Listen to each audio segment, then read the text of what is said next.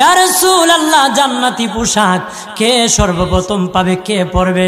নবী বলেন, আয়েশা রে, জান্নাতি পোশাক সর্বপ্রথম আমি রাসূলুল্লাহ পাবো, কিন্তু আমি নবী সর্বপ্রথম পরব না। সর্বপ্রথম ইব্রাহিম খলিলুল্লাহকে জান্নাতি পোশাক পরানো হবে। কেন জানুনি?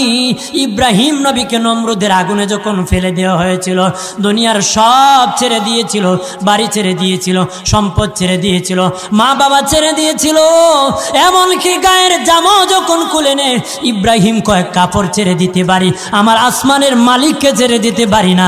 ওই দিন আল্লাহ ইব্রাহিমের সাথে অঙ্গীকার করেছিল, ইব্রাহিম আজকে তোমাকে সকলের সামনে উলঙ্গ করে লজ্জায় ফেলে দিয়েছি ইব্রাহিম, তারপরে তুমি আমাকে ছাড়ো নাই। আমি কিয়ামতের দিন সকলের সামনে মুসলমান, বেঈমান, কাফের, নাস্তিক যারা তোমাকে উলঙ্গ করেছিল, তাদের সামনে আমি আল্লাহ আনুষ্ঠানিকভাবে তোমাকে কাপড় পরায়া দিব।